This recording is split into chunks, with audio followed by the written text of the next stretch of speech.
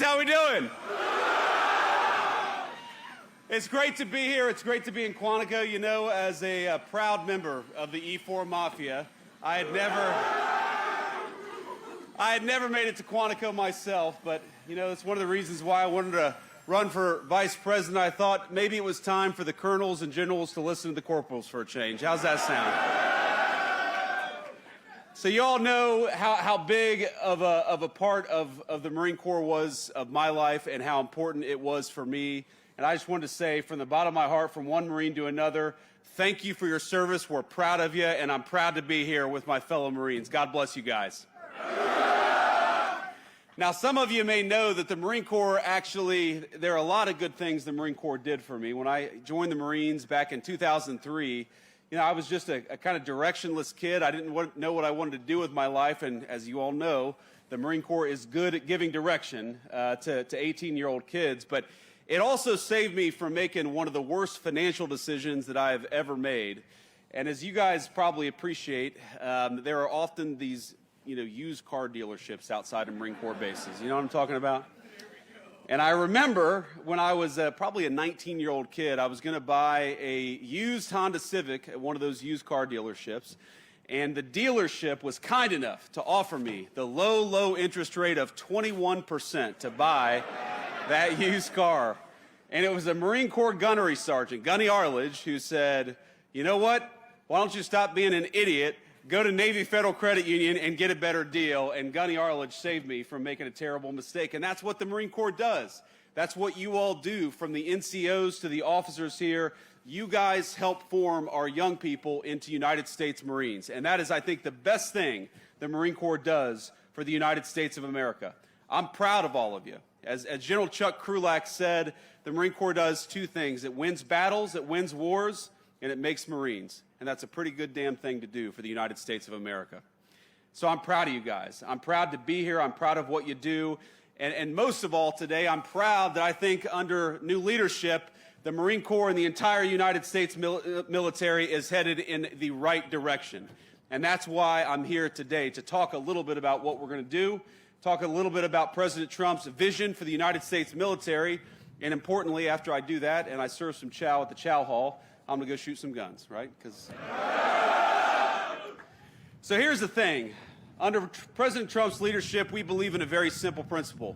We don't care who you are, where you came from. We don't care what skin color you are. We care about excellence, and we care about patriotism. And if you are awesome and you are a patriotic young Marine, then we are going to do everything that we can to make you the most lethal fighting force the world has ever seen, and that is what we're doing every single day.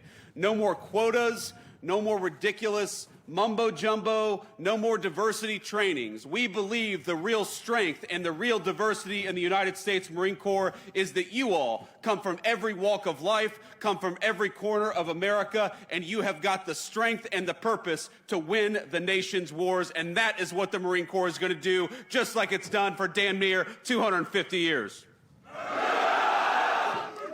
Now, speaking of that, as my dear friends, and as a lot of you know, well, maybe you don't, because a lot of young faces out here.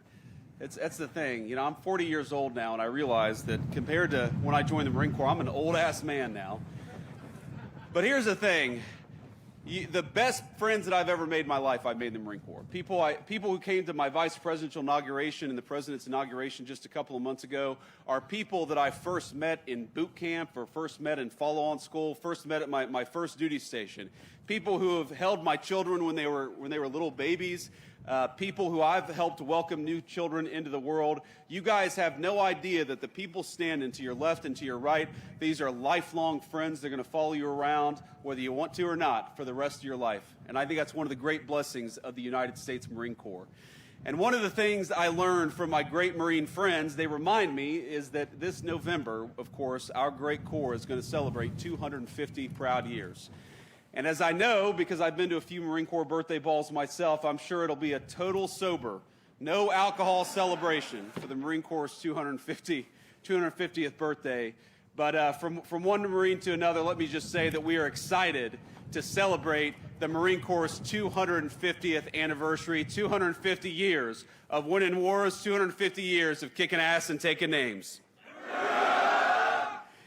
So here's the basic plan. Here's what we're going to do. We're going to invest in the Marine Corps and the entire United States military like we never have before.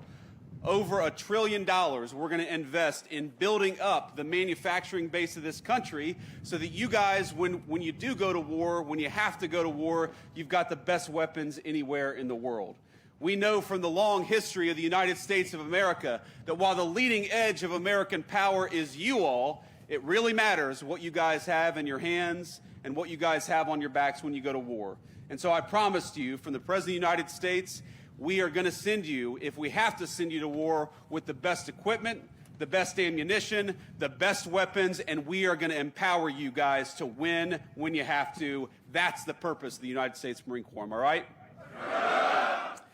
So that's what we're going to do. And of course, I got some good news. You know, over the last few years, some of the military branches had some recruitment problems. Not the Marine Corps, actually. The Marine Corps was the one branch that consistently met its recruitment goals, and that probably has something to do with the fact that the Marine Corps is a little bit smaller, as you all know. But this year, now, we have got every single branch of the United States military for the past 2 months has been meeting its recruitment goals, because I think I see in your faces what we're seeing all across the country. A renewed sense of patriotism, a renewed commitment to excellence, and that is what is going to make the United States military the strongest fighting force anywhere in the world. So thank you all. Thank you for being part of it. Thank you for being part of 250 years of great American tradition. Thanks to you guys for being willing to put on the uniform and serve your country. Yeah, I always say that the most important thing that we have in this country, the most valuable natural resource, we got plenty of oil, we got plenty of natural gas, we got great mines and minerals, but the most valuable resource that we have in the United States of America is you all.